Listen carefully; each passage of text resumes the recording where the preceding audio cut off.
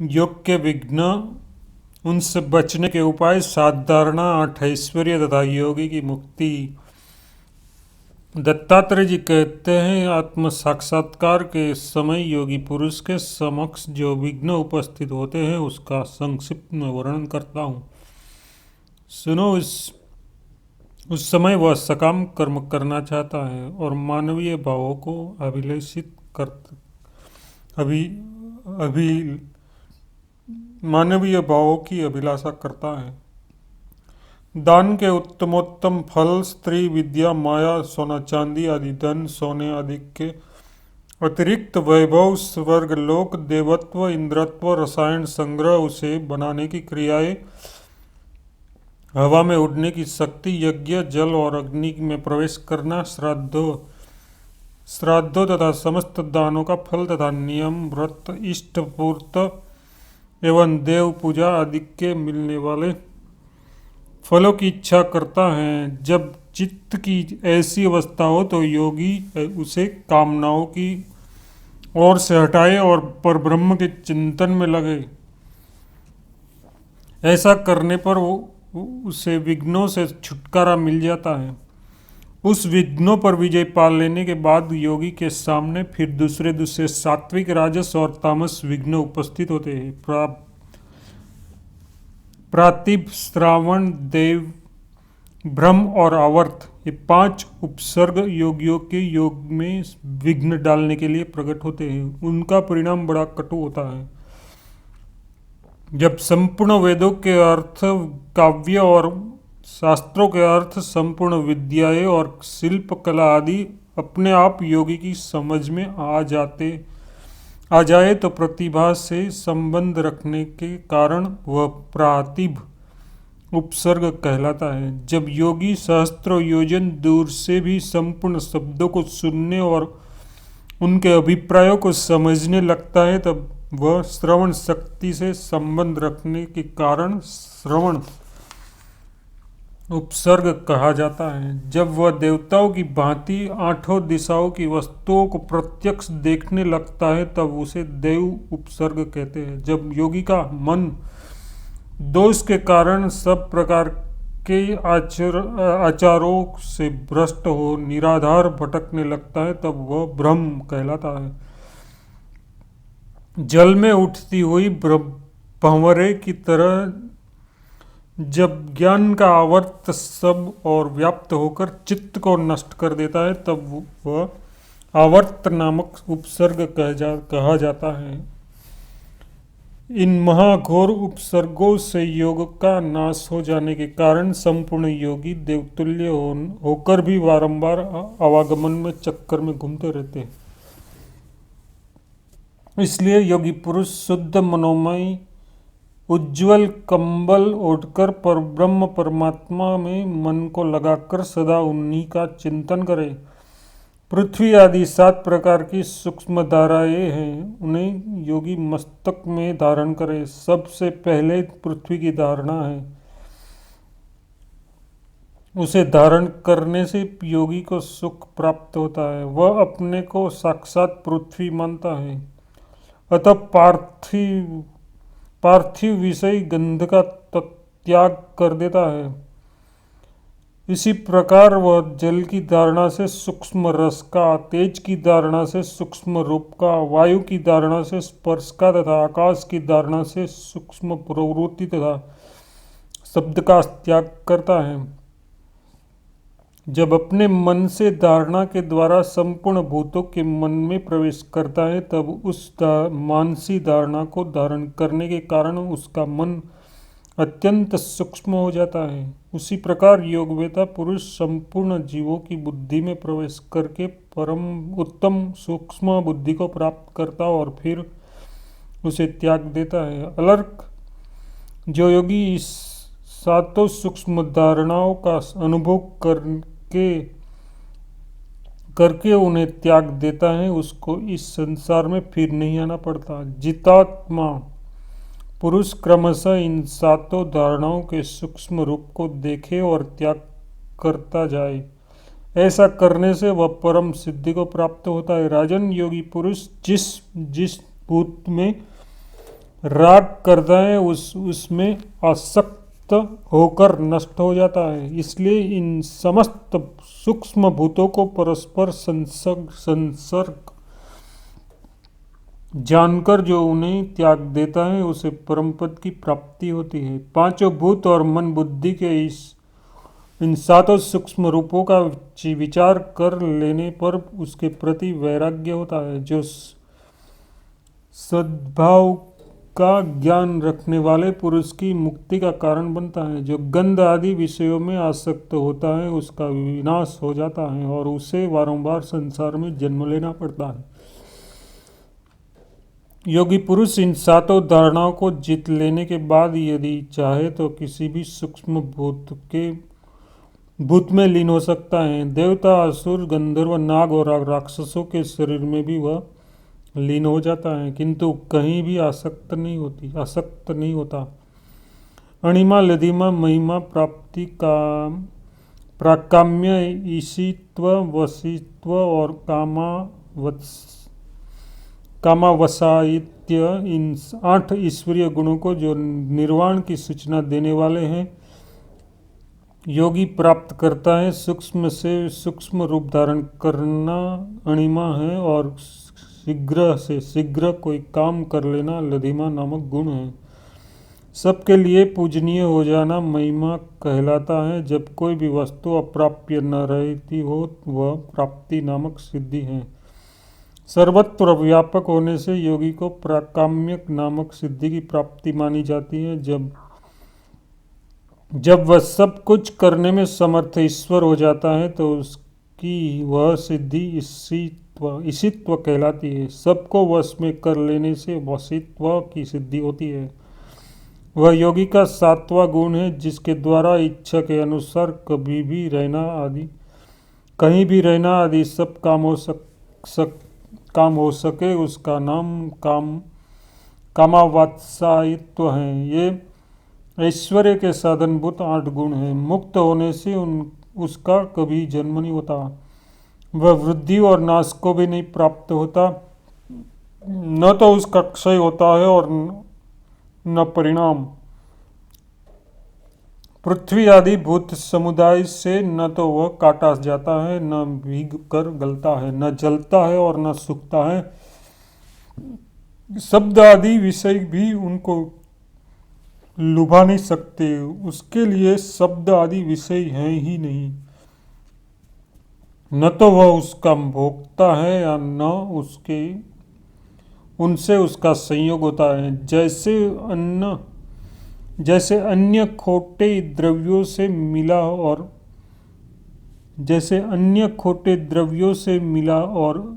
खंड खंड हुआ सुवर्ण जब आग में तपाया जाता है तब उसका दोष जल जाता है और वह शुद्ध होकर अपने दूसरे टुकड़ों से मिलकर एक हो जाता है।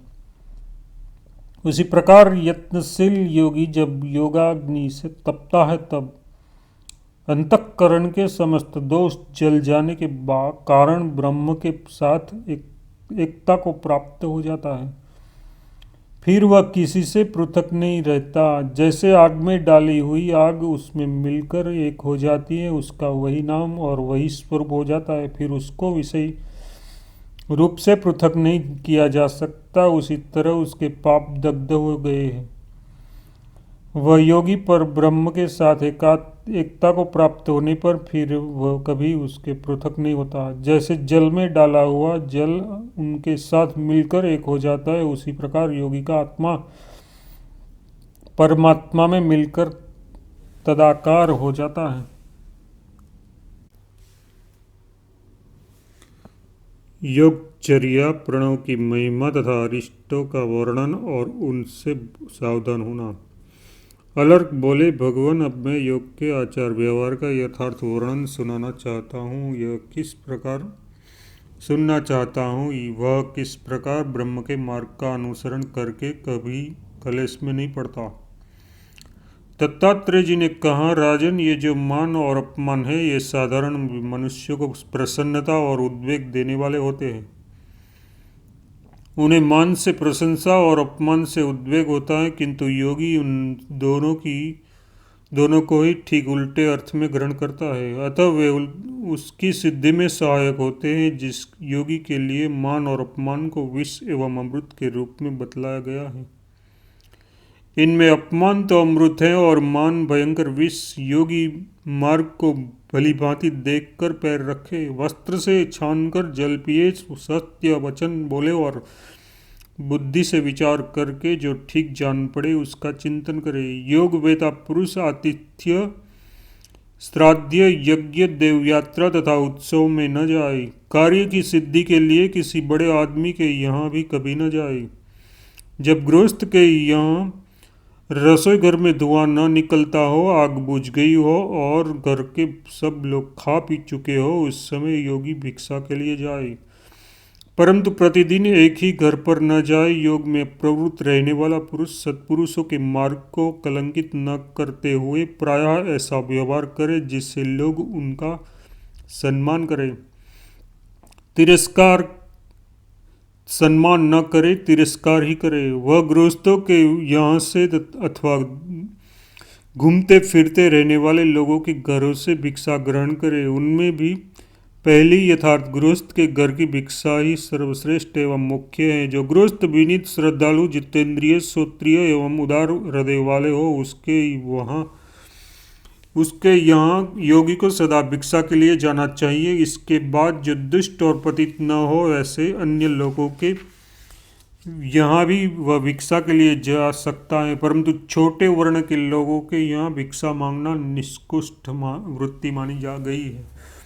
योगी के लिए भिक्षा प्राप्त अन्न जौ की लच्छी, छाछ, दूध, जौ की खिचड़ी, फल, मूल, कंगनी, कण, तिल का चूर्ण और सत्तू ये आहार उत्तम और सिद्धिदायक हैं। अतः योगी उन्हें भक्तिपूर्वक एकाग्र चित्त से भोजन के काम में ले। पहले एक बार जल से आचमन करे, मौन हो, क्रमशः 5 ग्रासों की प्राण रूप अग्नि में आहुति दे, प्रणाय स्वाहा कहकर पहला ग्रास मुंह में डाले। यही प्रथम आहुति मानी गई है।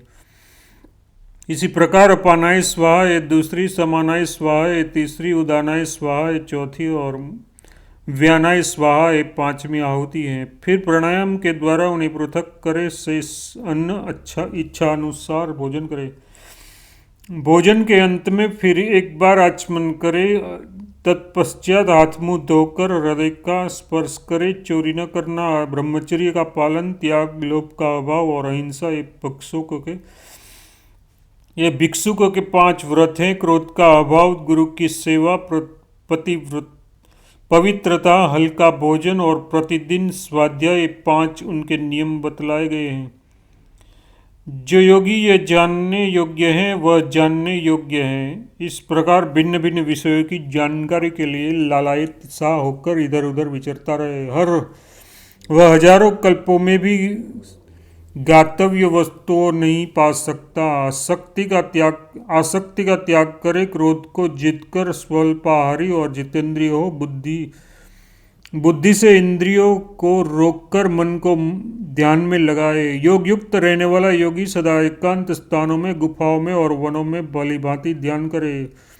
वाग्दंड, कर्मदंड और मनोदंड ये 3 दंड जिसके अधीन हो वही महायति त्रिदंडी है। राजन, जिसकी दृष्टि में सत असत तथा गुण अवगुण यह समस्त जगत आत्मस्वरूप हो गया है, उस योगी के लिए कौन प्रिय है और कौन अप्रिय। जिसकी बुद्धि शुद्ध है, जो मिट्टी के ढेर और सुवर्ण को समान समझता है, सब प्राणियों के प्रति उसका समान भाव है, वह एकाग्र चित्त योगी उस समान सनातन अविनाशी परम पद को प्राप्त होकर फिर इस संसार में जन्म नहीं लेता।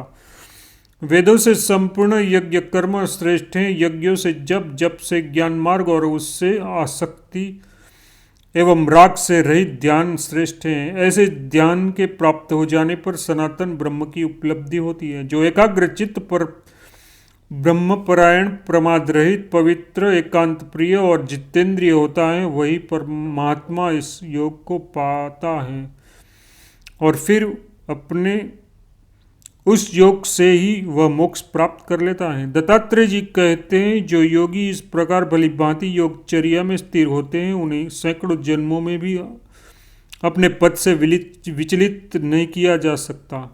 जिसके सब और चरण, मस्तक और कंठ हैं, जो इस विश्व के स्वामी तथा विश्व को उत्पन्न करने वाले हैं, उन विश्व रूपी परमात्मा का प्रत्यक्ष दर्शन करके उनकी प्राप्ति के लिए परम पुण्यमय ओम इस एकाक्षर मंत्र का जप करें, उसी का अध्ययन करें। जब उसके स्वरूप का वर्णन सुनो, अब उसके स्वरूप का वर्णन सुनो। अकार, उकार और मकार, ये जो तीन अक्षर हैं, यही तीन मात्राएं हैं। ये क्रमशः सात्विक, राजस और तामस हैं। इसके सिवा एक अर्ध मात्रा है, जो अनुस्वार या बिंदु के रूप में इस सब के ऊपर स्थित है। वह अर्धमात्रा निर्गुण है। योगी पुरुषों को ही उनका ज्ञान हो पाता है। उसका उच्चारण गांधार स्वर से होता है, इसलिए उसे गांधारी भी कहते हैं। उसका स्वर चींटी की गति के समान होता है। प्रयोग करने पर वह मस्तक स्थान में दृष्टिगोचर होता है। जैसे ओमकार उच्चारण किया जाने पर मस्तक के प्रति गमन करता है, उसी प्रकार ओमकार योगी अक्षर ब्रह्म में निकलकर अक्षर रूप हो जाता है। प्रणव ओमकार धनुष है, आत्मा बाण है और ब्रह्म वेदने योग्य उत्तम लक्ष्य है। उस लक्ष्य को सावधानी के साथ वेदना चाहिए और वह बाण की ही भांति लक्ष्य में प्रवेश करके तन्मय हो जाना चाहिए। ये ओमकार ही तीनों वेद, तीनों लोक, तीनों अग्नि, ब्रह्मा, विष्णु तथा महेश एवं ऋक्, साम और यजुर्वेद हैं। ये ओमकार में वस्तुतः साढ़े तीन मात्राएं जाननी चाहिए। उनके चिंतन में लगा हुआ योगी उन्हीं में लय को प्राप्त होता है। अकार भूलोक, उकार भूवर्लोक लोक और व्यंजन रूप मकार स्वर्ग लोक कहलाता है। पहली मात्रा व्यक्त, दूसरी अव्यक्त, तीसरी चिच्छ की तथा चौथी अर्धमात्रा परमपद कहलाती है। इसी क्रम से इस मात्राओं को योग की भूमि समझना चाहिए। ओमकार के उच्चारण से संपूर्ण सत और असत का ग्रहण हो जाता है। पहली मात्रा अश्व, दूसरी दीर्घ और तीसरी लुप्त है, किंतु अर्धमात्रा वाणी का विषय नहीं है। इस प्रकार ये ओमकार नामक अक्षर पर ब्रह्म स्वरूप है। जो मनुष्य इसे भली भांति जानता अथवा उसका ध्यान करता है, वह संसार चक्र का त्याग करके त्रिविध बंधनों से मुक्त हो पर ब्रह्म परमात्मा में लीन हो जाता है। जिसका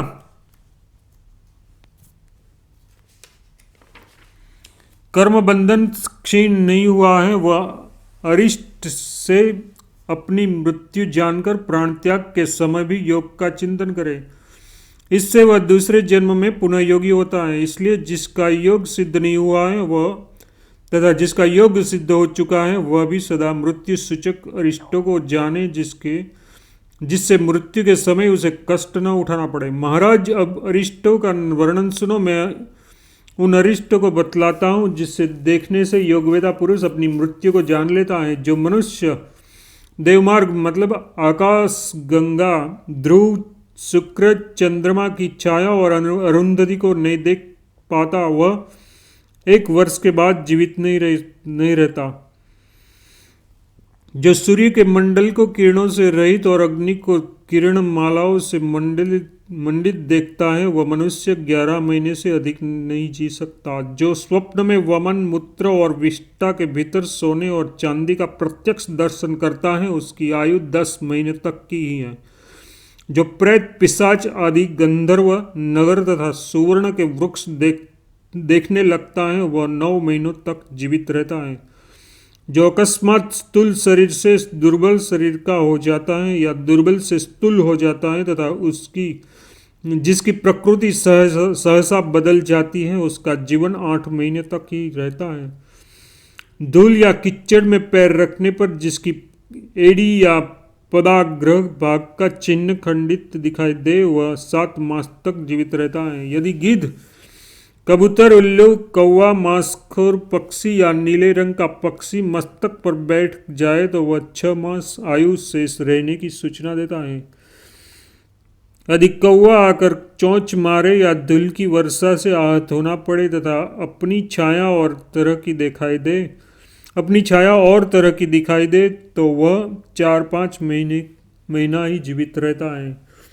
यदि बिना बादल के ही दक्षिण दिशा के आकाश में बिजली चमकती दिखाई देती है और रात में इंद्रधनुष का दर्शन हो तो इस मनुष्य का जीवन 2-3 महीने का ही है। जो घी तेल दर्पण अथवा जल में अपनी परछाई न देख सके अथवा देखे भी तो बेसिर की हो, परछाई दिखाई दे तो ये महीने से अधिक नहीं जी सकता। राजन, जिस योगी के शरीर में बकरे अथवा मुर्दे की सी गंध आती हो उसका जीवन 15 दिनों का ही समझना चाहिए। स्नान करते ही जिसकी छाती और पैर सूख जाए तथा जल पीने पर भी कंठ सूखने लगे वह केवल 10 दिन तक ही जीवित रह सकता है। जिसके भीतर की वायु पृथक होकर मर्म स्थानों को छेदती सी जान पड़े तथा जल के स्पर्श से भी जिसके शरीर में रोमांच न हो उसकी मृत्यु पास खड़ी है। जो स्वप्न में भालू और वानर की सवारी पर बैठकर गीत गाता हुआ दक्षिण दिशा की ओर जा रहा हो उसकी मृत्यु समय की प्रतीक्षा नहीं करती। पर स्वप्न में ही लाल और काले रंग के पहने हुए कोई स्त्री हस्ती गाती हुई जिसे दक्षिण दिशा की ओर ले जाए वह भी जीवित नहीं रहता।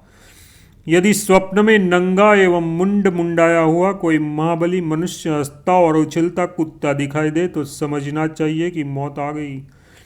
जो स्वप्नावस्था में अपने को पैर से लेकर चोटी तक कीचड़ के समुद्र में डूबा देखता है वह मनुष्य तत्काल मृत्यु को प्राप्त होता है। जो स्वप्न में केश, अंगारे, भस्म, सर्प और बिना पानी की नदी देखता है उसकी 10वें से लेकर 11वें दिन तक मृत्यु हो जाती है। स्वप्न विकराल, भयंकर और काले रंग के पुरुष हाथों में हथियार लिए जिसको पत्थरों से मारते हैं उसकी तत्काल मृत्यु हो जाती है। सूर्योदय के समय जिसके सन्मुख और बाएं दाएं गीदड़ी रोती हुई जाए तो उसकी तत्काल मृत्यु हो जाती है। भोजन कर लेने पर भी जिसकी हृदय में भूख का कष्ट होता हो तथा जो दांतों से दांत घिसता रहे उसकी आयु भी निश्चय ही समाप्त हो चुकी है। जिसको दीपक की गंध का अनुभव न होता हो, जो रात और दिन में भी डरता हो तथा दूसरे के नेत्र में अपनी परछाई न देखता हो वह जीवित नहीं रहता। जो आधी रात के समय इंद्रधनुष्य और दिन में तारों को देख ले वह आत्मवेता पुरुष अपनी आयु क्षीण हुई समझे। जिसकी नाक टेढ़ी और कान ऊंचे नीचे हो जाते हैं तथा जिसके बाएं नेत्र से सदा पानी गिरता रहता है उसकी आयु समाप्त हो चुकी है। यदि मुंह सब ओर से लाल और जीभ काली पड़ जाए तो बुद्धिमान पुरुष को अपनी मृत्यु निकट समझनी चाहिए। जो स्वप्न में ऊंट या गधे पर बैठकर दक्षिण दिशा की ओर जाए उसकी तत्काल मृत्यु होने वाली है, ऐसा जानना चाहिए। जो अपने दोनों कान बंद कर लेने पर अपनी ही आवाज न सुने तथा जिसके नेत्रों की ज्योति नष्ट हो जाए वह भी जीवित नहीं रह सकता। जो स्वप्न में किसी गड्ढे के भीतर गिरे और जिसके निकलने का द्वार बंद हो जाए तथा फिर वह उस गड्ढे से न निकल सके तो वही उसी तक उसका जीवन समझना चाहिए। जिसकी दृष्टि ऊपर की ओर उठे किंतु वहां ठहर न सके, बार बार लाल होकर घूमती रहे, मुंह गर्म हो और नाभि शीतल हो जाए तो ये लक्षण मनुष्य के शरीर परिवर्तन की सूचना देते हैं। जो स्वप्न में अग्नि या जल के भीतर प्रवेश करके फिर न निकले उसके जीवन का वही अंत है। जिसको दुष्ट जीव रात में और नींद में भी मारे वह 7 रात के भीतर निश्चय ही मृत्यु को प्राप्त हो जाता है। जो अपने निर्मल श्वेत वस्त्रों को भी लाल या काले रंग का देखे उसकी भी मृत्यु निकट समझनी चाहिए। स्वभाव का विपरीत होना और प्रकृति का बिल्कुल बदल जाना भी मृत्यु के निकट होने का सूचना देता है। जिसका काल निकट आ गया है वह मनुष्य जिसके सामने सदा विनीत रहता है। जो लोग उसके परम पूजनीय थे उनकी ही अवहेलना और निंदा करता है वह देवताओं की पूजा नहीं करता। बड़े बूढ़ों गुरुजनों तथा ब्राह्मणों की निंदा करता है, माता पिता तथा दामाद का सत्कार नहीं करता, इतना ही नहीं, वह योगियों, ज्ञानी, विद्वानों तथा अन्य महात्मा पुरुषों के आदर सत्कार से भी मुंह मोड़ लेता है। बुद्धिमान पुरुषों को मृत्यु के इन लक्षणों की जानकारी रखनी चाहिए। राजन, योगी पुरुषों को उचित है कि वे सदा यत्नपूर्वक इन अरिष्टों पर दृष्टि रखें, क्योंकि ये वर्ष के अंत में तथा दिन रात के भीतर ही फल देने वाले होते हैं। राजन, इसके विशद फलों को भलीभांति देखना चाहिए और मन ही मन विचार करके इस समय के अनुसार कार्य करना चाहिए। मृत्यु काल को जान लेने पर योगी किसी निर्भय स्थान में बैठकर योगाभ्यास में प्रवृत्त हो जाए, जिससे उसका यह समय निष्फल न जाने पाए। अरिष्ट देखकर योगी मृत्यु का भय छोड़ दे और अपने स्वभाव का विचार करके जितने समय में यह आने वाली हो, उतने समय के प्रत्येक भाग में योगी योग साधन में लगा रहे। दिन के पूर्वाह, मध्याह्न तथा अपराह में अथवा रात के जिस भाग में अरिष्ट का दर्शन हो, तभी से लेकर जब तक मृत्यु न आ जाए तब तक योग में लगा रहे। तदनंतर सारा भय छोड़कर जितात्मा पुरुष इस काल पर विजय प्राप्त करके उसी स्थान पर या और कहीं इस स्थान पर या और कहीं जहाँ भी अपना चित्त स्थिर हो सके, योग में संलग्न हो जाए और तीनों गुणों को जीतकर परमात्मा में तन्मय हो, चित्त वृत्ति का भी त्याग कर दे। योग करने से वह उस इंद्रियातीत परम निर्गुणा स्वरूप ब्रह्म को प्राप्त होता है, जो न तो बुद्धि का विषय है और न वाणी भी जिसका वर्णन कर सकती है। अलर्क, इस सब बातों का मैंने तुमसे यथार्थ वर्णन किया है। अब तुम जिस प्रकार ब्रह्म को प्राप्त हो सकोगे वह संक्षिप्त में सुनो। जैसे चंद्रमा का संयोग पाकर ही चंद्रक्रांतमणि जल की सृष्टि करती है, उसका संयोग पाने बिना नहीं। यही उपमा योगी के लिए भी है। योगी भी योग युक्त होकर ही सिद्धि लाभ कर सकता है, अन्यथा नहीं। जैसे सूर्य की किरणों का संयोग पाकर ही सूर्यकांतमणि याग पैदा करती है, अकेली रहकर नहीं, वही उपमा योगी के लिए भी है। उसे योग का आश्रय कभी नहीं छोड़ना चाहिए।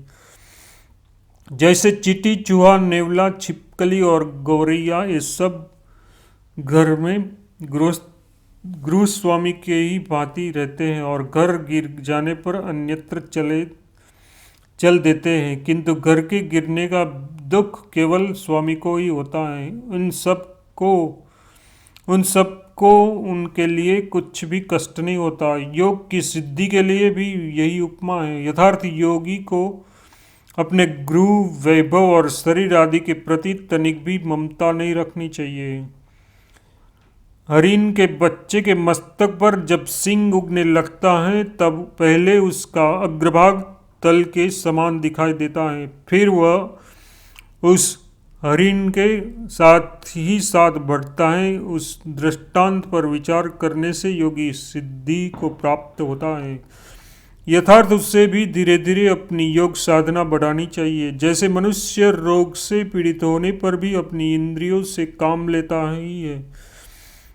ही है, उसी प्रकार योगी बुद्धि आदि परकीय साधनों से, जो आत्मा से सर्वथा भिन्न है, परम पुरुषार्थ का साधन करे। अलर्क की मुक्ति एवं पिता पुत्र के संवाद का उपसंहार। सुमति कहते हैं, तदनंतर राजा अलर्क ने अत्रि नंदन दत्तात्रेय जी के चरणों में प्रणाम करके अत्यंत प्रशंसा के साथ विनीत भाव से कहा, ब्राह्मण देवताओं ने मुझे शत्रु द्वारा पराजित कराकर जो मेरे समक्ष प्राणों को संशय में डालने वाला अत्यंत उग्र भय उपस्थित कर दिया, इसी में अपना परम सौभाग्य मानता हूँ। काशीराज का महान बल वैभव से संपन्न पराक्रम मेरा विनाश करने के लिए यहाँ प्रकट हुआ था, किंतु उसने मुझे आपके सत्संग का शुभ अवसर प्रदान किया। ये कितने आनंद की बात है। सौभाग्य से ही मेरा सैनिक बल घट गया, सौभाग्य से ही मेरे सेवक मारे गए, सौभाग्य से ही मेरा खजाना खाली हुआ, सौभाग्य से ही मैं भय को प्राप्त हुआ, सौभाग्य से ही मुझे आपके युगल चरणों की स्मृति कराई, और सौभाग्य से ही आपका सारा उपदेश मेरे चित्त में बैठ गया। ब्राह्मण ब्राह्मण सौभाग्यवश आपके संग सत्संग से मुझे ज्ञान प्राप्त हुआ, और सौभाग्य से ही आपने मुझ पर कृपा की। अब पुरुष के शुभ दिन आते हैं तब अनर्थ भी अर्थ का साधन बन जाता है। जैसे एक समय वह शत्रुजनित आपत्ति भी आपके समागम से उपकार बन करने वाली सिद्ध हुई। भगवान भाई सुबाहु तथा काशीराज दोनों ही मेरे उपकारी हैं, जिसके कारण मुझे आपके समीप आने का सौभाग्य प्राप्त हुआ। आपके प्रसाद रूपी अग्नि ने मेरा यह अज्ञान और पाप जल गया। अब मैं ऐसा यत्न करूंगा जिससे फिर इस प्रकार दुख का भागी न बनूं। आप मेरे ज्ञानदाता महात्मा हैं, अतः आपके आज्ञा लेकर मैं गृहस्थ आश्रम का परित्याग करूंगा, जो विपत्ति रूपी वृक्षों का वन है।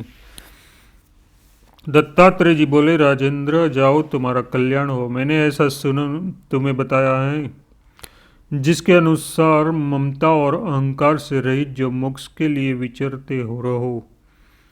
सुमति कहते हैं, दत्तात्रेय जी ने जो कहने पर राजा अलर्क ने दत्तात्रेय जी के यों कहने पर राजा अलर्क ने उन्हें प्रणाम किया और बड़ी उतावला के साथ वे उस स्थान पर आए जहां उनके बड़े भाई सुबाहु और काशीराज मौजूद थे।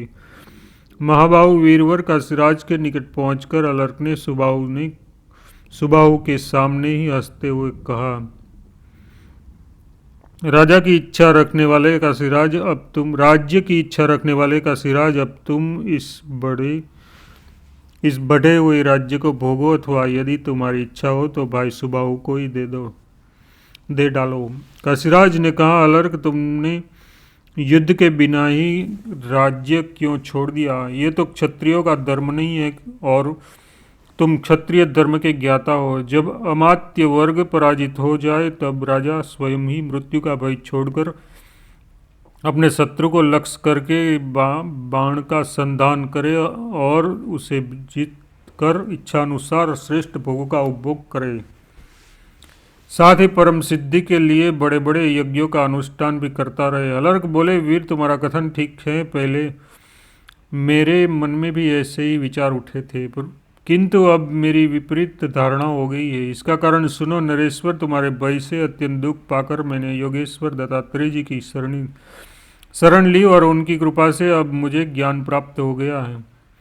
समस्त इंद्रियों को जीतकर तथा सब ओर से आसक्ति हटाकर मन को ब्रह्म में लगाना, और इस प्रकार मन को जीतना ही सबसे बड़ी विजय है। अतः अब मैं तुम्हारा शत्रु नहीं हूँ, तुम भी मेरे शत्रु नहीं हो, तथा ये सुबाहु भी मेरे अपकारी नहीं है। मैंने इस सब बातों को अच्छी तरह समझ लिया। अतः राजन, अब अपने लिए तुम कोई दूसरा शत्रु ढूंढो। अलर्क के यों कहने पर राजा सुबाहु अत्यंत प्रसन्न होकर उठे और धन्य धन्य कहकर अपने भाई का अभिनंदन करने के पश्चात वे काशीराज से इस प्रकार बोले, नृपश्रेष्ठ, मैं जिस कार्य के लिए तुम्हारी शरण में आया था वह सब पूरा हो गया। अब मैं जाता हूँ, तुम सुखी रहो। काशीराज ने कहा, सुबाहु, तुम किस लिए आए थे? काशीराज ने कहा, तो सुबाहु, तुम किस लिए आए थे और तुम्हारा कौन सा कार्य सिद्ध हुआ, यह बताओ। मुझे तुम्हारी बातों से बड़ा कौतूहल हो रहा है। तुमने मेरे पास आकर कहा था कि मैंने बाप दादा का बहुत बड़ा राज्य अलर्क ने हड़प किया है, ये उनसे जीतकर मुझे दे दो। अब मैंने तुम्हारे भाई पर आक्रमण करके ये राज्य आपके वश में किया। ये तुम्हें कुल परंपरा से प्राप्त है, अतः उसका उपभोग करो। सुबाहु बोले, काशीराज, मैंने उस उपदेश से यह प्रयत्न किया था और जिसके लिए तुमने भी महान उद्योग कराया वह बतलाता हूँ। सुनो, मेरा यह मोटा भाई तत्वज्ञ होकर भी सांसारिक भोगों में फंसा हुआ था। मेरे दो बड़े भाई ज्ञानी है उन दोनों को तथा मुझे भी तुम्हारी माता ने जब चुप बचपन में दूध पिलाया उसी समय कानों में तत्वज्ञान भी भर दिया। मनुष्य मात्र को जिनका ज्ञान होना चाहिए वे सभी पदार्थ माता ने हमारे सामने प्रकाशित कर दिए, किंतु ये अलर्क उस ज्ञान से वंचित रह गया था। राजन, जैसे एक साथ यात्रा करने वालों में एक को कष्ट में पड़ा देखकर साधु पुरुषों के हृदय में दुख होता है, उसी प्रकार इस अलर्क को गृहस्थ आश्रम में मोह में फंसकर कष्ट उठाते हुए देखकर हम तीनों भाइयों को कष्ट होता था, क्योंकि यह उस शरीर का संबंधी है और उसके साथ भाई की कल्पना जुड़ी हुई है। तब मैंने सोचा दुख पड़ने पर ही उनके मन में वैराग्य की भावना जागृत होगी, अतः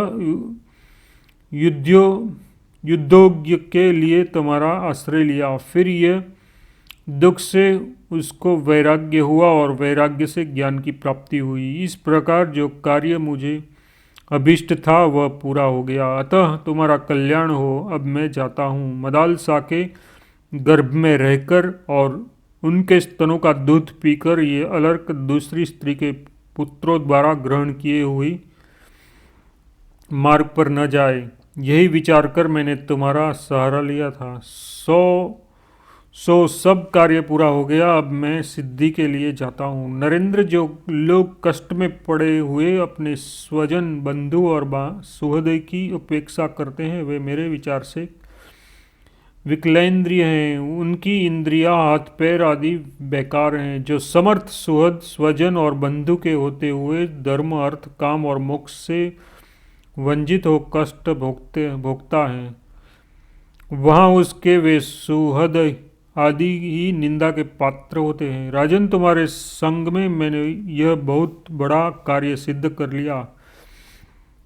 तुम्हारा कल्याण हो। अब मैं जाऊंगा। साधु श्रेष्ठ, तुम भी ज्ञानी बनो। काशीराज ने कहा, महात्मन, तुमने अलर्क का तो बहुत बड़ा उपकार किया। अब मेरी भलाई में आपका मन क्यों नहीं लगाते? मेरी भलाई में अपना मन क्यों नहीं लगाते? सत्पुरुषों का साधु पुरुषों के साथ जो समागम होता है वह सदा फल देने वाला ही होता है, निष्फल नहीं। अतः तुम्हारे संग से मेरी भी उन्नति होनी चाहिए। सुबाहु बोले, राजन, धर्म अर्थ काम और मोक्ष ये चार पुरुषार्थ हैं। उनमें से धर्म अर्थ और काम तो तुम्हें प्राप्त हैं, केवल मोक्ष से तुम वर्जित हो। अतः वही तुम्हें संक्षिप्त में बतलाता हूँ। एकाग्र चित्त होकर सुनो। सुनकर भलीभांति उनकी आलोचना करो और उसके अनुसार अपने कल्याण के यत्न में लग जाओ। राजन, ये मेरा है और यह मैं हूँ, इस प्रकार की प्रतीति तुम्हें नहीं करनी चाहिए, क्योंकि आलोचना का विषय तो ब्रह्म बाह्य धर्म ही होता है। धर्म के अभाव में कोई आश्रय नहीं रहता।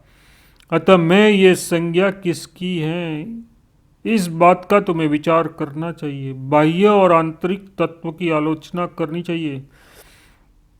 आधी रात के बाद भी इस तत्व का विचार करना चाहिए। अव्यक्त से लेकर विशेष तक जो विकार रहित अचेतन व्यक्त और अव्यक्त तत्व है उसे जानना चाहिए, और उसका ज्ञाता जो मैं हूँ वह मैं कौन हूँ इसे भी जानना चाहिए। इसमें मैं को ही जान लेने पर तुम्हें सबका ज्ञान हो जाएगा। अनात्म में आत्मबुद्धि का होना और जो अपना नहीं है उसे अपना मानना वही अज्ञान है। भूपाल, वह मैं सर्वत्र व्यापक आत्मा हूँ। तथापि तुम्हारे पूछने पर लोक व्यवहार की दृष्टि से मैंने ये सब बातें बता दी। अब मैं चाहता हूँ।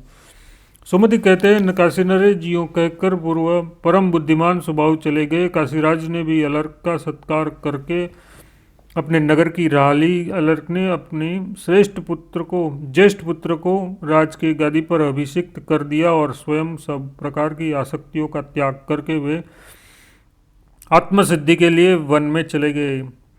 वहाँ बहुत समय तक वे निंदद्व एवं परिग्रह शून्य होकर रहे और अनुपम योग संपत्ति को पाकर परम निर्वाण पद को प्राप्त हुए। पिताजी, आप भी अपनी मुक्ति के लिए इस उत्तम योग का साधन कीजिए। इससे आप उस ब्रह्मा को प्राप्त होंगे जहाँ जाने पर आपको शोक नहीं होगा। अब मैं भी जाऊंगा। यज्ञ और जप से मुझे क्या लेना देना।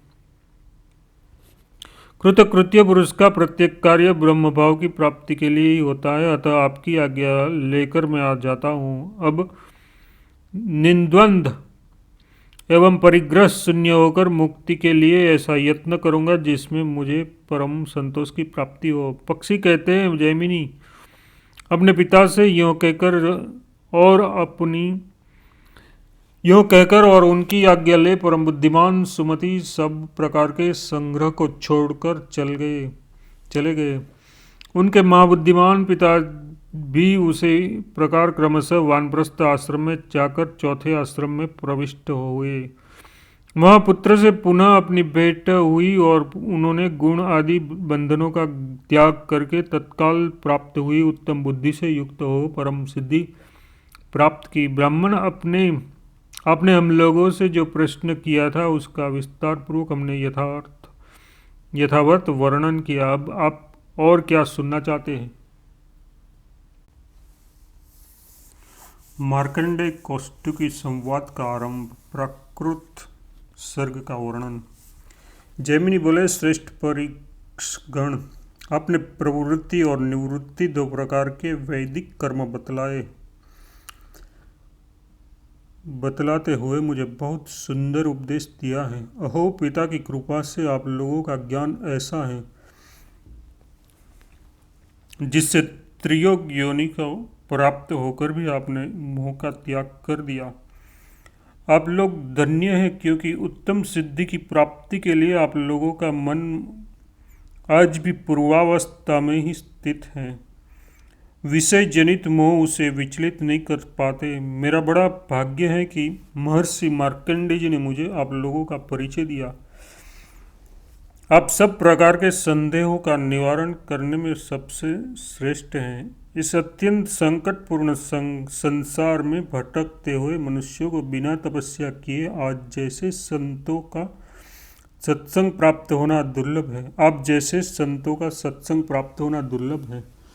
मैं तो ऐसा समझता हूँ कि प्रवृत्ति, निवृत्ति एवं ज्ञान के विषय में आप लोगों की बुद्धि जैसी निर्बल है वैसी दूसरे किसी को नहीं है। यदि आपका मुझ पर अनुग्रह है तो मेरे लिए आगे बताई जाने वाली बातों का पूर्ण रूप से वर्णन करने की कृपा कीजिए। ये स्थावर जंगम जगत कैसे उत्पन्न हुआ, कल्पांत में पुनः किस प्रकार ये लय को प्राप्त होगा, देवता, ऋषि, पितर और भूत आदि के वंश कैसे हुए, मनवंतर किस प्रकार होते हैं, उनके वंश में उत्पन्न महापुरुष के जीवन चरित्र कैसे हैं, जितनी सृष्टि, जितने प्रलय, जैसे जैसे कल्पों के विभाग, जो मनवंतर की स्थिति, जैसी पृथ्वी की स्थिति, जड़ना जितना बड़ा पृथ्वी का विस्तार तथा समुद्र, पर्वत, नदी, वन, भूलोक आदि स्वरलोक समुदाय और पाताल की जिस प्रकार की स्थिति है वह सब मुझे बताइए। सूर्य, चंद्रमा आदि ग्रह, नक्षत्रों और तारों की गति तथा प्रलय काल तक की सारी बातें मैं सुनना चाहता हूँ। जब इस जगत का संहार हो जाएगा तब उसके बाद क्या शेष रहेगा, इस प्रश्न पर भी प्रकाश डालिए। पक्षियों ने कहा, मुनिश्रेष्ठ, आपने हम लोगों पर प्रश्नों का ऐसा भार रख दिया जिसकी कहीं तुलना नहीं है। अब हम आपके पूछे हुए विषयों का वर्णन करते हैं, सुनिए। पूर्व काल में मार्कंडेय जी ने ब्राह्मण कुमार कौष्टुकी से, जो परम बुद्धिमान, व्रतनाथ तथा शांत स्वभाव वाले थे, जो कुछ कहा था वही हम आपसे कहते हैं। एक समय महात्मा मार्कंडेय मुनि श्रेष्ठ ब्राह्मणों से घेरे बैठे थे। वहाँ कौष्टुकी ने यही प्रश्न पूछी थी जिससे आपने हमसे पूछा है। भृगुनंदन मार्कंडेय जी ने बड़ी प्रसन्नता के साथ कौष्टुकी के प्रश्नों का उत्तर दिया। उसी का हम आपसे वर्णन करते हैं। आप ध्यान देकर सुने। जो सृष्टि के समय ब्रह्मा पालन काल में विष्णु तथा संहार के समय जगत का अंत करने वाले अत्यंत भयंकर रुद्र हैं, उन संपूर्ण जगत के स्वामी पद्मयोनि पितामह ब्रह्मा जी को मैं प्रणाम करता हूँ। मार्कंडे जी ने कहा, पूर्व काल में अव्यक्त जन्मा ब्रह्मा जी के प्रकट होते ही उसके मुखों से क्रमशः पुराण और वेद प्रकट हुए। फिर महर्षियों ने पुराण की बहुत सी संहिताएं रची और वेदों को भी सहस्त्रों विभाग किए। धर्म, ज्ञान, वैराग्य और ऐश्वर्य, ये चारों महात्मा ब्रह्मा जी के उपदेश बिना नहीं सिद्ध हो सकते थे। ब्रह्मा जी के मानस पुत्र सप्तर्षियों ने उसे वेदों को ग्रहण किया और ब्रह्मा जी के मन से उत्पन्न हुई भृगु आदि ऋषियों ने पुराण को अपनाया। भृगु से च्यवन्ने और च्यवन से ब्रह्मर्षियों ने उसे प्राप्त किया। फिर उन्होंने दक्ष को उपदेश दिया और दक्ष ने मुझे इस पुराणों को सुनाया था। वही आज मैं तुमसे कहता हूँ। यह पुराण कलियुग के समस्त पापों का नाश करने वाला है, जो संपूर्ण जगत की उत्पत्ति के स्थान, अजन्मा, अविनाशी, आश्रय स्वरूप, चराचर जगत को धारण करने वाला तथा परम पद स्वरूप है। उन्हें जिन्हीं आदि पुरुष ब्रह्मा कहा जाता है, जो उत्पत्ति, पालन और संहार के कारण है, किसी के औरस पुत्र न होकर स्वयंभू हैं, जिनमें संपूर्ण विश्व प्रतिष्ठित है, जो हिरण्यगर्भ लोक सृष्टि में लगे रहने वाले और परम बुद्धिमान हैं। उन भगवान ब्रह्मा जी को नमस्कार करके मैं परम उत्तम भूत वर्ग का वर्णन आरंभ करता हूँ। वह भूत समुदाय 5 की संख्या में जानने के योग्य तथा विविध स्तोत्रों से युक्त है। महतत्व से लेकर विशेष पर्यंत उसकी स्थिति है। उसमें जिसका कैसा लक्षण है और किसके रूप में कितनी विभिन्नता है, उन सब बातों का ज्ञान कराते हुए भूत समुदाय का वर्णन करता हूँ। इस भौतिक जगत का जो कारण है उसे प्रधान कहते हैं। उसको महर्षियों ने अव्यक्त कहा है और वही सूक्ष्म, नित्य एवं सत स्वरूपा प्रकृति है। सृष्टि के आदि काल में केवल ब्रह्मा था, जो नित्य, अविनाशी, अजर और अप्रमेय है। उसका दूसरा कोई आधार नहीं है। वह गंध, रूप, रस, शब्द और स्पर्श से रहित है। उसका आदि और अंत नहीं है। वह संपूर्ण जगत की योनि, तीनों गुणों का कारण एवं अविनाशी है। उसे आधुनिक नहीं, पुराण एवं सनातन कहा गया है। वह ज्ञान विज्ञान का विषय नहीं है। प्रलय के पश्चात उस ब्रह्म से ही वह सब कुछ व्याप्त था। मुझे फिर सृष्टि काल आने पर गुणों की समव्यवस्था रूप प्रकृति जब ब्रह्म के क्षेत्र रूप से अधिष्ठित हुई, तब उसके महतत्व का आविर्भाव हुआ, उन्नत हुई। इस महतत्व को प्रधान मतलब प्रकृति ने आवृत कर रखा है, जैसे बीज त्वचा से घेरा हुआ होता है। उसी प्रकार अव्यक्त प्रकृति से महतत्व आच्छादित है। वह सात्विक, राजस और तामस भेद से 3 प्रकार का बतलाया गया है। तत्पश्चात उस महतत्व से वैकारिक मतलब सात्विक, तेजस मतलब राजस तथा भूतादिक तामस, इन 3 भेदों वाला अहंकार उत्पन्न हुआ। जैसे अव्यक्त प्रकृति से महतत्व आवृत है, उसी प्रकार अहंकार भी महतत्व से आवृत है। भूतादिक नामक तामस अहंकार ने शब्द तन्मात्रा की सृष्टि की। उस शब्द तन्मात्रा से शब्द गुण वाला आकाश उत्पन्न हुआ। फिर भूतादि तामस अहंकार ने शब्द तन्मात्रा रूप आकाश को आच्छादित किया।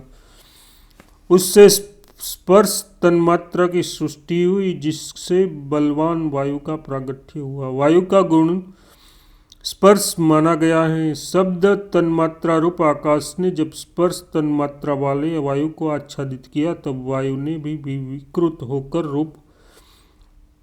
रूप तन्मात्रा की रचना की। इस प्रकार वायु से अग्नि तत्व प्रकट हुआ, जिसका गुण रूप बदलाया जाता है। तदनंतर स्पर्श तन्मात्रा वाले वायु ने रूप तन्मात्रा वाले तेज को आवृत किया, जिससे विकृत होकर उस तेज ने रस तन्मात्रा की सृष्टि की। उस रस तन्मात्रा से जल प्रकट हुआ, जो रस नामक गुण से युक्त है। फिर रूप तन्मात्रा वाले अग्नि तत्व ने रस तन्मात्रा युक्त जल को आवृत किया। इससे जल में भी विकार आया और उससे गंध तन्मात्रा की सृष्टि हुई। उससे वह सदांग रूपा पृथ्वी उत्पन्न हुई, जिसका गुण गंध है। उन भूतों में कारण रूप से तन्मात्राएं हैं, इसलिए वे भूत तन्मात्रा रूप माने गए हैं। तन्मात्राएं किसी विशेष भाव का बोध नहीं कराती, इसलिए वे अविशेष हैं। उस प्रकार तामस अहंकार से यह भूत तन्मात्रा रूप सर्ग प्रकट हुआ। वैकारिक अहंकार में सत्वगुण की अधिकता होने से वह सात्विक भी कहलाता है।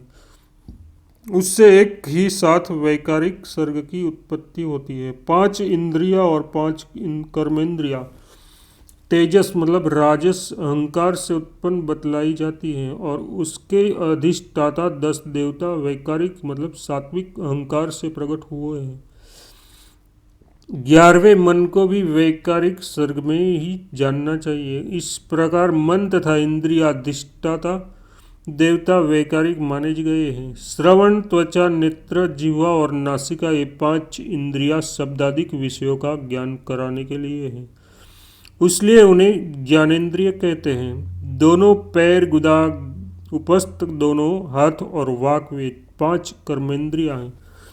क्रमशः चलना, मल त्याग, रति के आनंद का अनुभव, शिल्प रचना और बोलना, ये 5 उनके कर्म हैं। शब्द तन्मात्रा युक्त आकाश स्पर्श तन्मात्रा वाले वायु में प्रविष्ट है, इसलिए वायु 2 गुणों से युक्त होता है।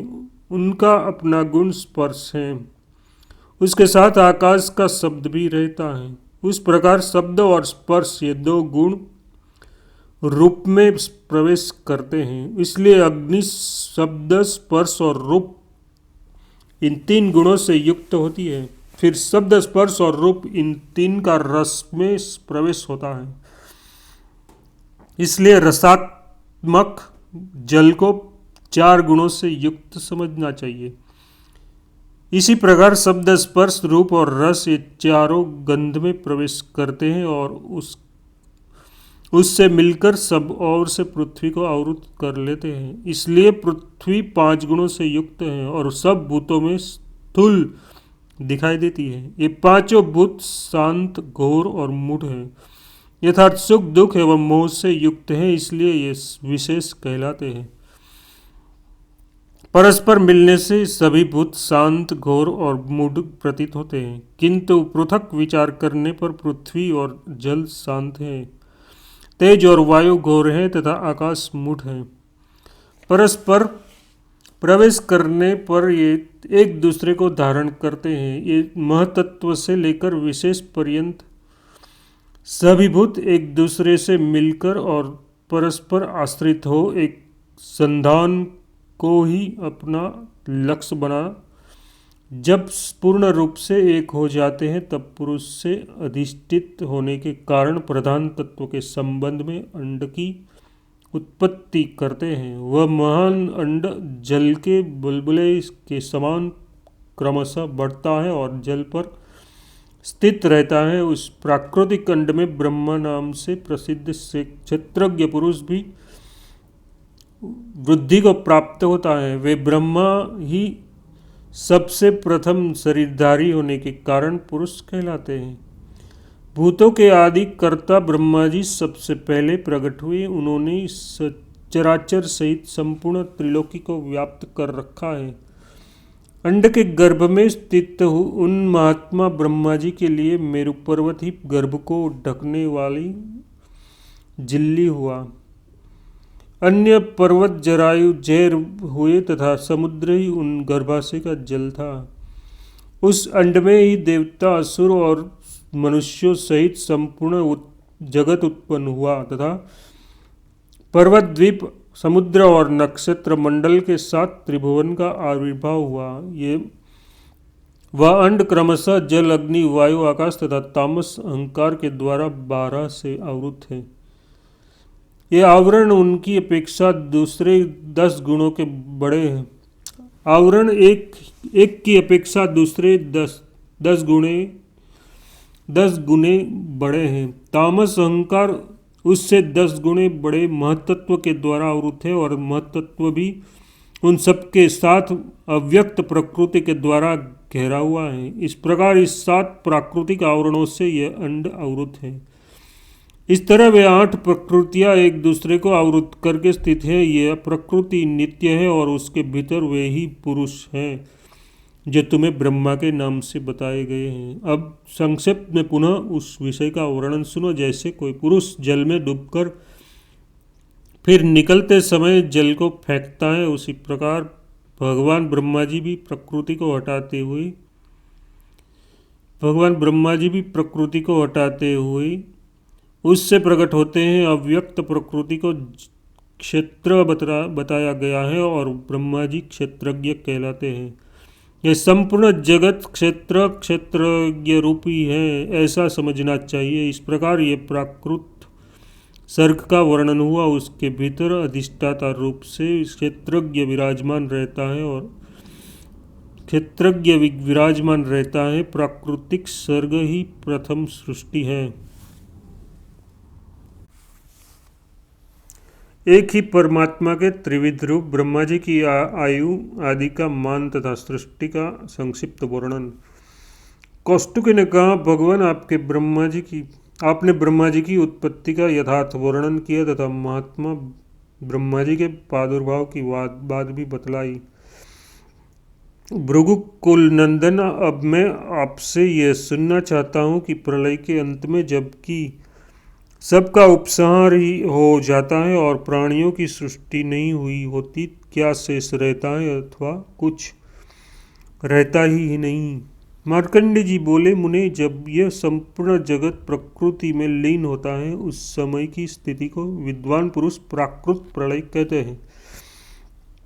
जब अव्यक्त प्रकृति अपने स्वरूप गुणों की समाव्यवस्था मतलब स्वरूप में स्थित होती है तथा महत्त्वादि संपूर्ण विषयों का उपसंहार हो जाता है, उस समय प्रकृति और पुरुष समाधान धर्मा मतलब निष्क्रिय निर्विकार होकर रहते हैं।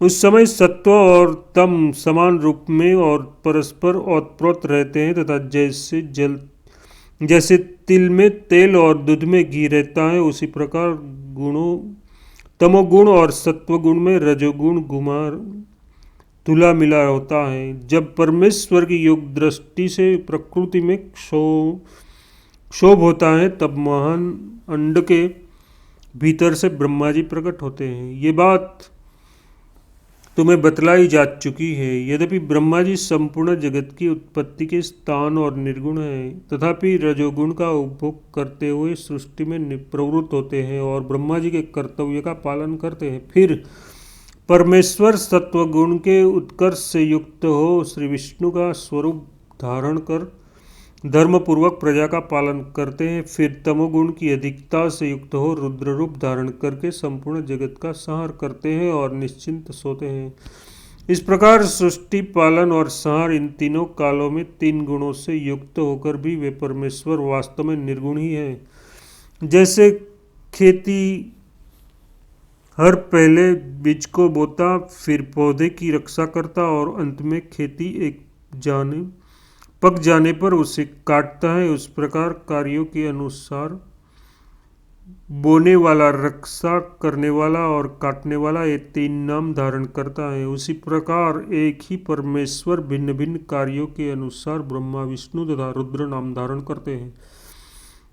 ब्रह्मा होकर संसार की सृष्टि करते हैं और रुद्र होकर उसका संहार करते हैं तथा विष्णु रूप में इन दोनों कार्यों से उपासीन रहकर सबका पालन करते हैं। इस तरह स्वयंभू परमात्मा की 3 अवस्थाएं होती हैं। रजोगुण प्रधान ब्रह्मा, तमोगुण प्रधान रुद्र और सत्वगुण प्रधान विश्वपालक विष्णु हैं। यही तीन देवता हैं और यही तीन गुण हैं। ये परस्पर एक दूसरे के आश्रित और एक दूसरे से मिले रहते हैं। उनमें एक क्षण का भी वियोग नहीं होता, एक दूसरे का कभी त्याग नहीं करते। इस प्रकार जगत के आदि कारण देवाधिदेव चतुर्मुखी ब्रह्मा जी रजोगुण का आश्रय लेकर सृष्टि के कार्य में संलग्न रहते हैं। उनकी आयु अपनी ही मान से 100 वर्षों की होती है। उसका परिणाम बतलाता हूँ, सुनो। 15 निमिषों की एक काष्ठा होती है, 30 काष्ठाओं की एक कला, 30 कलाओं का एक मुहूर्त तथा 30 मुहूर्तों का एक दिन रात होता है। ये मनुष्यों के दिन रात का मान है। 30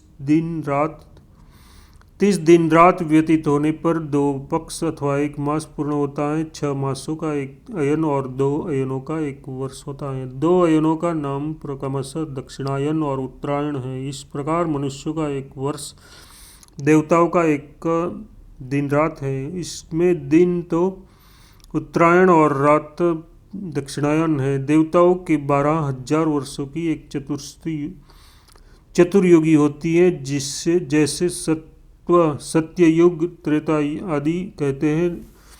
अब उसका विभाग सुनो। 4,000 दिव्य वर्षों का सतयुग होता है।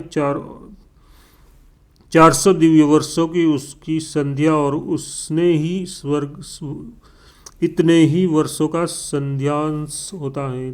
3,000 दिव्य वर्षों का त्रेता युग है। उनकी संध्या और संध्यांश का समय 300 दिव्य वर्षों का है। 2,000 दिव्य वर्षों का द्वापर युग होता है और 200 दिव्य वर्ष उनकी संध्या तथा संध्यांश के होते हैं। द्विजश्रेष्ठ 1,000 दिव्य वर्षों का कलियुग होता है तथा 100 दिव्य वर्ष उनकी संध्या एवं संध्यांश के बताए गए हैं। इस प्रकार विद्वानों ने 12,000 दिव्य वर्षों की एक चतुर्थयुगी बताई है। 1,000 चतुर्थयुगी बीतने पर ब्रह्मा जी का एक दिन होता है। वह ब्रह्मा जी के एक दिन में बारी बारी से 14 मनु होते हैं। देवता, सप्तर्षि, इंद्र, मनु और मनुपुत्र, ये सब लोग एक ही साथ उत्पन्न होते हैं और एक ही साथ उनका संहार भी होता है। इस प्रकार 71 चतुर्युगी के कुछ अधिक काल का एक मनवंतर होता है। अब मनुष्य वर्ष गणना के अनुसार मनवंतर का मान सुनो। पूरे 30 करोड़ 67 लाख और 20,000 वर्षों का एक मनवंतर माना गया है। देवताओं के वर्ष से एक मनवंतर में 8,52,000 वर्ष होते हैं। इस काल को 14 गुना करने पर ब्रह्मा का एक दिन होता है। उसके अंत में विद्वानों ने नैमितिक प्रलय का होना बतलाया है। उसके भूलोक और स्वर्गलोक जलकर नष्ट हो जाते हैं। महरलोक बच जाता है, किंतु नीचे के लोकों के जलने से वहाँ इतना ताप पहुँचता है कि उस लोकों के निवासी जललोक में चले जाते हैं। फिर तीनों लोक एक महासमुद्र के गर्भ में छिप जाते हैं। ब्रह्मा की रात आ जाती है, इसलिए वे उसमें शयन करते हैं। ब्रह्मा के दिन के बराबर ही उनकी रात भी होती है। उनके बीतने पर फिर सृष्टि का क्रम चालू होता है। इस प्रकार क्रमशः ब्रह्मा का एक वर्ष बीतता है और पूरे 100 वर्षों तक उनका जीवन रहता है। उसने 100 वर्षों को उनके 100 वर्षों को एक पर कहते हैं। वो उसमें से 50 वर्षों की परार्ध संज्ञा है। इस तरह ब्रह्मा का एक परार्ध बीत चुका है। उसके अंत में पाद्य नाम से विख्यात महाकल्प हुआ है। ब्राह्मण अब उनका दूसरा परार्ध चल रहा है। उसमें वह वराह कल्प प्रथम कल्प है। कौष्टुकी बोले, सृष्टि के आदिकर्ता तथा प्रजापतियों के स्वामी भगवान विष्णु जी ने किस प्रकार प्रजा को उत्पन्न किया, उसका मेरे लिए विस्तार पूर्वक वर्णन कीजिए। मार्कंडेय जी ने कहा, ब्राह्मण पाद्म कल्प में अंत में जो प्रलय हुआ था, उसके बाद रात्रि बीतने पर जब सत्वगुण के उत्कर्ष से युक्त श्री विष्णु स्वरूप ब्रह्मा जी सोकर उठे, उस समय उन्होंने संसार को शून्य देखा, गलत जगत की उत्पत्ति और संहार करने वाले ब्रह्मस्वरूप भगवान नारायण के इस विषय में विद्वान पुरुष यह श्लोक कहा करते हैं। आपो नरा इति प्रो प्रो प्रोला आपो वे नरस्रुवा तासु सेतेस यस्माच तेन नारायण स्मृतः। जल नर से प्रकट हुआ है, इसलिए वह नार कहलाते हैं। भगवान उससे उसमें सोते हैं, भगवान का यह अयन है, इसलिए वे नारायण कहे गए हैं। जागने के बाद उन्होंने पृथ्वी को जल के भीतर डूबी हुई जानकर उसे निकालने की इच्छा से वाराह रूप धारण किया। उनका ये वो स्वरूप वेदमय, यज्ञमय एवं दिव्य था। उन सर्वव्यापी भगवान ने वाराह रूप से ही जल में प्रवेश किया और पाताल से पृथ्वी को निकालकर जल के ऊपर रखा। इस समय जनलोक निवासी सिद्धगण उन जगदीश्वर का चिंतन एवं स्तवन कर रहे थे। पृथ्वी इस जल राशि के ऊपर बहुत बड़ी नौका की भांति स्थित हुई। पृथ्वी का आकार बहुत विशाल और विस्तृत है, इसलिए वह जल में डूब नहीं पाती। तदनंतर पृथ्वी को बराबर करके भगवान ने उस पर पर्वतों की सृष्टि की। पूर्वकल्प की सृष्टि जब प्रलय अग्नि से दग्ध होने लगी थी, उस समय सब पर्वत पृथ्वी पर खड़ग होकर बिखर गए और एकावर्ण में जल में डूब गए। फिर वायु के द्वारा वहाँ बहुत सा जल एकत्रित हुआ। जब जल से भीगकर और प्रवाह में बहकर जो पर्वत जहाँ लग गए वह वहीं अचल स्वरूप से स्थित हो गए। कौष्टुकी ने कहा, ब्राह्मण, आपने थोड़े में ही सृष्टि का भली भांति वर्णन किया। अब मुझे देवता आदि की उत्पत्ति का वृत्तांत विस्तार के साथ बतलाइए।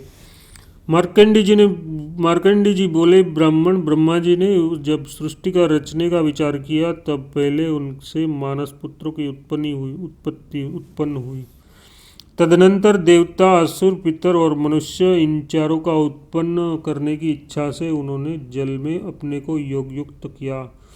योगस्थ होने पर ब्रह्मा जी ने कटि प्रदेश से पहले असुरों की उत्पत्ति हुई। तब उन्होंने अपने उस तमोगुणी शरीर को त्याग दिया। त्यागने पर यह शरीर रात्रि के रूप में परिणित हो गया।